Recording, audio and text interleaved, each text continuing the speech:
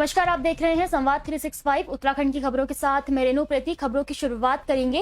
विधानसभा चुनाव मतदान के बाद बेशक सत्तारूढ़ भाजपा और विपक्षी दल कांग्रेस बेशक प्रदेश में प्रदेश सरकार बनाने का दावा ठोक रहे हों, इस बीच विधानसभा बद्रीनाथ सीट से भाजपा के विधायक महेंद्र भट्ट के बयान ने राजनीतिक गलियारों में हलचल मचा दी है।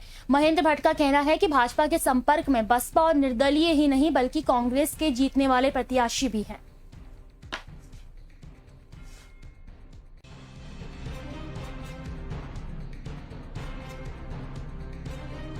देखिए, पिछली बार की परिस्थितियाँ अलग थी, इस बार की परिस्थितियाँ अलग हैं। इस बार सरकार बनेगी। भारतीय जनता पार्टी के कार्यकर्ता हैं, अब लगभग 5 साल उनको भी हो गया बीजेपी में आए हुए, इसलिए आज की तारीख में कार्यकर्ता उन्होंने पहचान लिया। कार्यकर्ताओं का काम भी होंगे, सरकार एक अच्छी पद्धति के आधार पर आगे बढ़ेगी। जरूरत पड़ी तो क्या कांग्रेस के लोगों को भी पार्टी में शामिल कराने से चूकेगी पार्टी? कांग्रेस मुक्त भारत बनाना है तो सब लोग आएंगे, अभी और भी लाने हैं। कुछ लोगों से बात भी हो रही है? बिल्कुल हो रही है, बहुत लोगों से हो रही है। और जैसा सर्वे आ रहा है उस सर्वे के आधार पर कहीं ऐसा लगता है कि वो व्यक्ति जीतने वाला है तो हमारे भी संपर्क है, सबसे हम बात कर रहे हैं। ठीक। खबरों में आगे बढ़ेंगे। कांग्रेस प्रदेश अध्यक्ष गणेश गोदियाल ने मुख्य निर्वाचन अधिकारी को पत्र भेजकर सेना में सेवारत सैनिकों के लिए जारी मतपत्रों पर फर्जी मतदान का आरोप लगाया है। उन्होंने ऐसे मतदान को निरस्त करने की मांग की है। पत्र में प्रदेश अध्यक्ष गोदियाल ने कहा कि निर्वाचन आयोग सेवारत सैनिकों और सर्विस मतदाताओं को मतदान सुविधा देने को डाक मतपत्र जारी करता है। पार्टी के संज्ञान में आया है कि विभिन्न जिला निर्वाचन अधिकारियों की ओर से निर्गत किए गए डाक मतपत्रों की सूची में ऐसे नाम हैं जो सेवानिवृत्त हो चुके हैं या लंबे अवकाश पर हैं अथवा दिवंगत हैं। उन्होंने कहा कि ऐसे डाक मतपत्र पर किसी प्रत्याशी के पक्ष में मत प्राप्त होता है तो उसे निरस्त माना जाना चाहिए। साथ ही उन्होंने कहा कि उस मतदाता को प्रमाणित करने के लिए संबंधित अधिकारी के खिलाफ मुकदमा दर्ज कर नियमानुसार कार्रवाई की जानी चाहिए।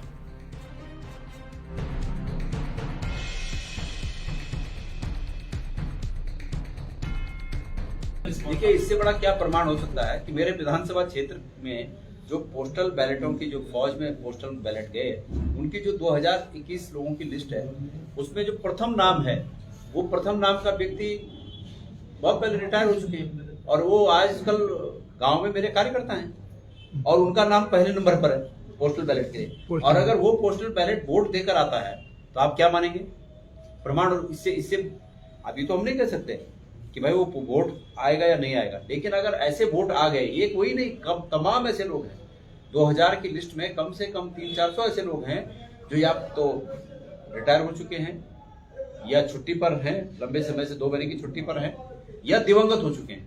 ऐसे बहुत से लोग हैं। अब ऐसे वोट अगर आते हैं तो आप क्या मानेंगे? इसको आप गलती तो मानेंगे। और हमने मांग की है कि ऐसे गलत वोटों को काउंटिंग से रोका जाए, ये पता लगाया जाए कि कौन लोग छुट्टी में थे, कौन लोग रिटायर हो चुके हैं और कौन दिवंगत हो चुके हैं। ऐसे वोटों को गिनती न की जाए और ऐसे वोटों पर जिस अधिकारी ने प्रमाणित किया है उस वोट को कि मैंने इसको स्वयं वोट देते हुए देखा, कि मैंने पहचाना, ऐसे लोगों के खिलाफ कार्रवाई हो। नियम यही कहता है, क्या इसके अलावा कोई नियम यही तो है, तो हमने नियमानुसार मांग की है। खबरों में आगे बढ़ेंगे। हरिद्वार के भल्ला कॉलेज के स्टेडियम में तीरंदाजी को लेकर उत्तराखंड के बच्चों ने कमाल कर दिया है।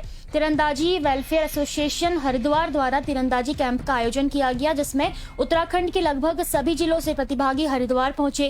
कार्यक्रम के आयोजक रमेश प्रसाद ने बताया कि हरिद्वार में पहली बार इस प्रतियोगिता का आयोजन किया जा रहा है। उन्होंने कहा कि प्रतिभागियों को यहां से राष्ट्रीय स्तर पर प्रदर्शन करने का भी मौका मिलेगा। तो वहीं कैंप में प्रतिभाग करने पहुंचे प्रतिभागियों ने प्रतियोगिता में हिस्सा लेने पर खुशी जाहिर करते हुए कहा कि इस तरह के कैंपों से उन्हें एक मंच प्रदान होता है ताकि वो राष्ट्रीय और अंतर्राष्ट्रीय स्तर तक पहुंच सकें।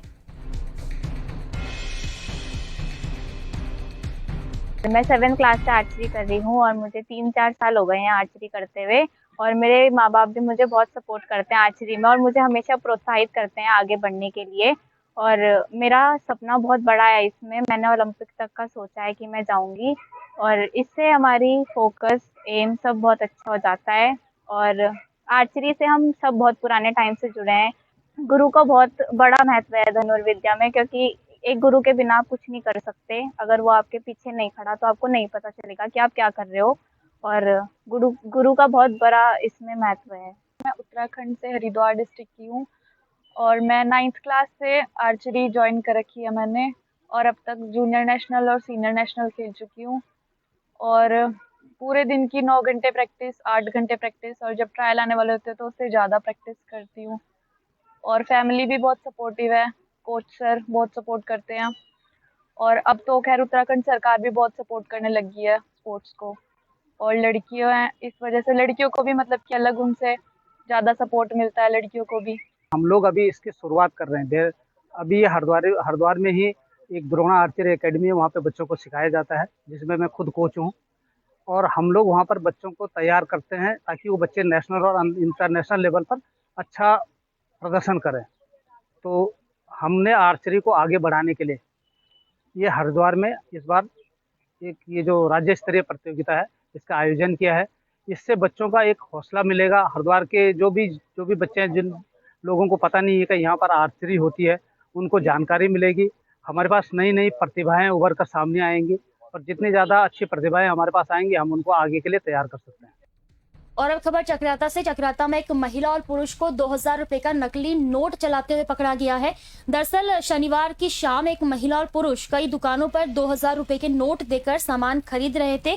कई दुकानों से उन्होंने सामान खरीद कर 2000 रुपए का नोट दिया। इसी बीच चक्राता बाजार के एक दुकानदार को जब महिला ने 2000 रुपए का नोट दिया तो उन्हें कुछ शक हुआ, जिसके बाद उन्होंने व्यापार मंडल के व्हाट्सएप ग्रुप में मैसेज डालते हुए इस बात की जानकारी दी। जिसके बाद कई दुकानदारों ने नोट चेक किए तो सभी ने नोटों को नकली पाया, जिस पर व्यापारियों ने दोनों को ढूंढना शुरू किया, जिसके बाद दोनों को पकड़कर पुलिस के हवाले कर दिया गया है। चौंकाने वाली बात यह है कि नकली ठगों के पास लगभग 1 लाख के करीब 2000 के नकली और असली नोट मिले हैं। तो वहीं थानाध्यक्ष सत्येंद्र सिंह भाटी का कहना है कि मामले की जांच जारी है, उसके बाद ही कुछ कहा जाएगा।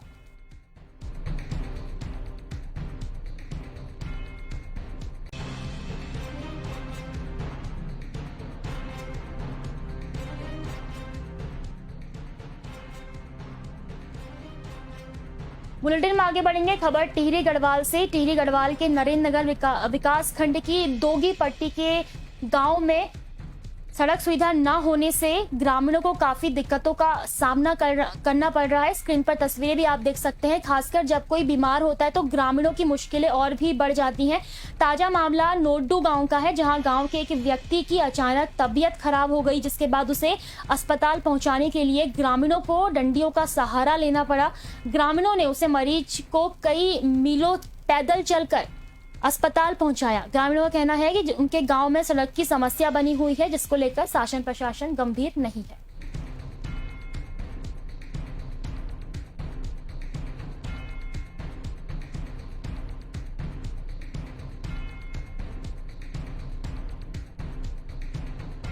और आगामी 10 मार्च को विधानसभा चुनाव के परिणाम सामने आने वाले हैं, लेकिन उससे पहले ही कई दलों के कई नेता अपनी अपनी पार्टी की जीत का दावा करते हुए नजर आ रहे हैं। लालकुआ में वरिष्ठ कांग्रेस नेता और पूर्व दर्जा राज्य मंत्री गोपाल रावत ने मीडिया से बात करते हुए कहा कि 10 मार्च को कांग्रेस को करीब 42 से 48 सीटों पर विजय मिलेगी। उन्होंने ये भी कहा कि पूर्व मुख्यमंत्री हरीश रावत ही कांग्रेस से मुख्यमंत्री का चेहरा होंगे। इसके साथ ही उन्होंने भाजपा की डबल इंजन सरकार पर भी जमकर निशाना साधा। लालकुआ विधानसभा से जीत रहे हैं बहुमत के साथ में, और उत्तराखंड में कांग्रेस बहुमत के साथ में 48 सीटों में जीत रही है और हरीश रावत जी उत्तराखंड के मुख्यमंत्री बनने जा रहे हैं। फिर लालकुआ का विकास तो चौमुखी विकास होगा। लालकुआ में रावत जी ने पहले ही कह रखा था, लालकुआ में जितने भी कार्य रुके हुए हैं ये सब कार्य में पूर्ण रूप से चौमुखी विकास लालकुआ का करूंगा। इस बीच हर कोई नेता अपनी अपनी पार्टी की जीत का दावा कर रहा है। उधर कांग्रेस के एससी विभाग के जिला अध्यक्ष इंद्रपाल आर्य ने कहा कि पूर्व कैबिनेट मंत्री और प्रदेश के कद्दावर नेता यशपाल आर्य के नेतृत्व में कांग्रेस ने विधानसभा चुनाव में अच्छा प्रदर्शन किया है। उन्होंने कहा कि आगामी 10 तारीख को कांग्रेस ही प्रदेश में सरकार बनाएगी। उन्होंने ये भी कहा कि कांग्रेस प्रदेश में जबरदस्त वापसी कर रही है और 48 सीटें जीतकर सरकार बनाने जा रही है। देखिए, यशपाल आर्य जी के आने से कांग्रेस काफ़ी मजबूत हुई है और पहले भी वो कांग्रेस में रहे हैं और कांग्रेस में 2 बार प्रदेश अध्यक्ष रहे और विधानसभा अध्यक्ष रहे, कई पदों में रहे और इस प्रदेश के बहुत बड़े कद्दावर नेता हैं जिन्होंने सभी के लिए बड़ा अच्छा कार्य किए हैं और उनकी कार्यशैली में मतलब ये देखा जाए तो बहुत अच्छा उनका निर्णय रहता है कार्यशैली में, इसलिए इस अनुसार जो कांग्रेस में उनकी वापसी हुई तो बहुत बड़ी मजबूती के साथ हुई। खबरों में आगे बढ़ेंगे। टिहरी गढ़वाल के कीर्तिनगर ब्लॉक के मलेथा गांव के लोग इन दिनों बेहद परेशान हैं। यहां रेलवे की ओर से की जा रही ब्लास्टिंग के चलते लोगों के घरों में दरारें पड़ गई हैं, जिससे गुस्साए ग्रामीणों ने कीर्तिनगर उप जिलाधिकारी कार्यालय में रेलवे प्रशासन के खिलाफ जमकर नारेबाजी की। ग्रामीणों ने बताया कि रेलवे की ओर से सुबह शाम देर रात में कभी भी ब्लास्टिंग की जाती है, जिससे ग्रामीणों के मकानों में दरारें आने लगी हैं। उन्होंने ये भी बताया कि कई बार रेलवे के अधिकारियों को इस समस्या से अवगत करा चुके हैं, लेकिन कोई कार्रवाई नहीं की जाती। वहीं उप जिलाधिकारी सोनिया पंत का कहना है कि उन्होंने टीम गठित कर दी है, साथ ही रोस्टर के आधार पर ब्लास्टिंग करने को कहा गया है ताकि स्थानीय लोगों को कोई परेशानी ना हो।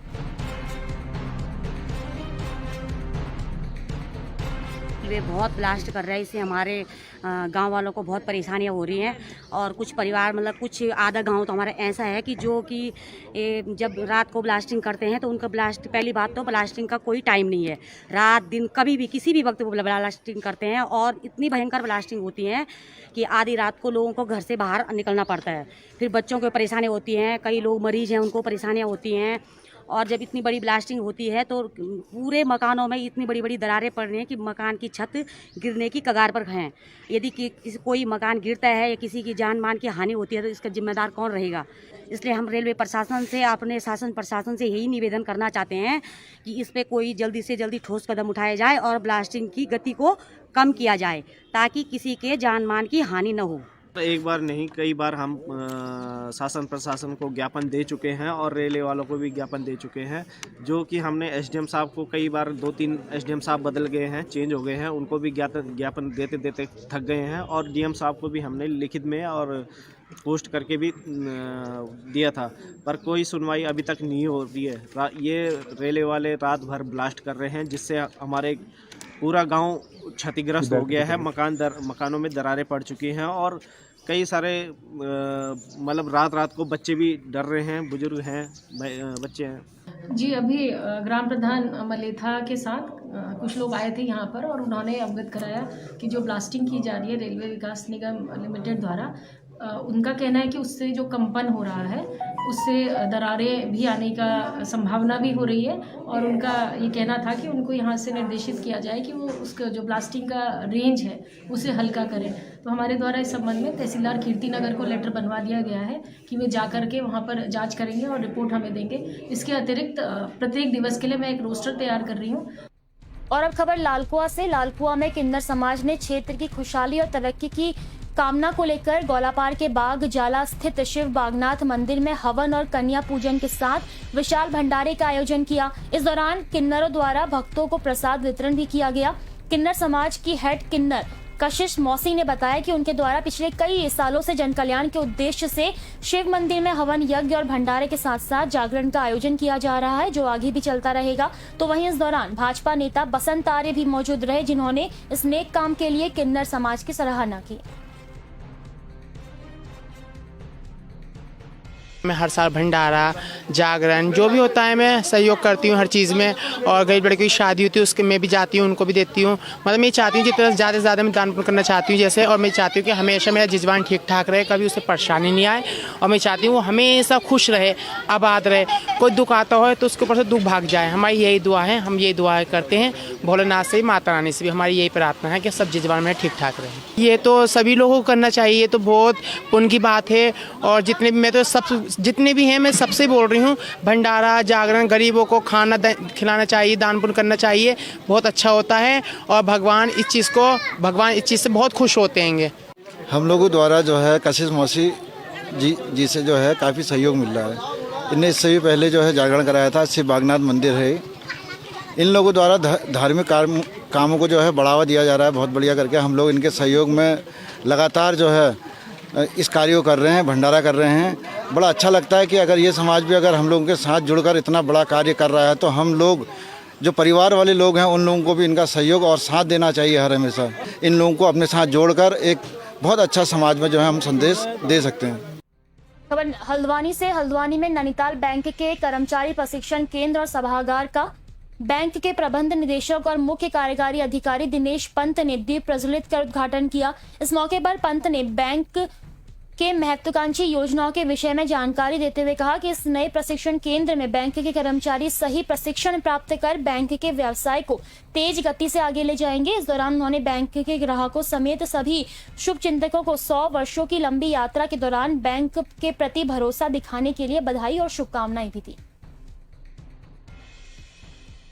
किसी भी ऑर्गेनाइजेशन में ट्रेनिंग का बहुत इंपॉर्टेंट रोल होता है। बच्चों को स्किल्स देने के लिए, बच्चों को नॉलेज प्रोवाइड करने के लिए, बैंक कैसे अच्छा चले, बैंक के प्रोडक्ट्स के बारे में जानकारी देने के लिए पीरियोडिकली जो है और रेगुलर फॉर्म में हमारा ट्रेनिंग होना चाहिए ताकि समय समय पर उनको स्किल्स प्रोवाइड की जा सके। उसी के लिए एक ट्रेनिंग सेंटर की ज़रूरत होती है और कॉन्फ्रेंस हॉल की ज़रूरत होती है जब हम बच्चों का रिव्यू करते हैं। कभी 3 महीने में, 2 महीने में एक बार उनकी परफॉर्मेंस का रिव्यू करते हैं, बैंक कैसा चल रहा है, किस दिशा में जा रहा है, ये सब चीज़ों को असेस करने के लिए जब रिव्यू करते हैं तो उसमें इस तरह के एक हॉल की ज़रूरत होती है। हमारे बैंक का ये स्थापना का 100वां साल है। इस 100वें साल में काफ़ी कुछ इन लोगों ने किया है और अगले 100 साल तक ये बैंक सुरक्षित रहे, एक मजबूत बैंक बनकर आगे दिशा में बढ़ता रहे। इसके लिए ये एक प्रयास है कि हम उनको बेसिक फैसिलिटीज़ जो हैं ट्रेनिंग सेंटर जैसी या कॉन्फ्रेंस हॉल जैसी और बाकी चीज़ों को प्रोवाइड कर सकें, इसलिए इसकी स्थापना करें। और फिलहाल उत्तराखंड की खबरों में बस इतना ही। मुझे दीजिए इजाजत। आप देखते रहिए संवाद 365। नमस्कार।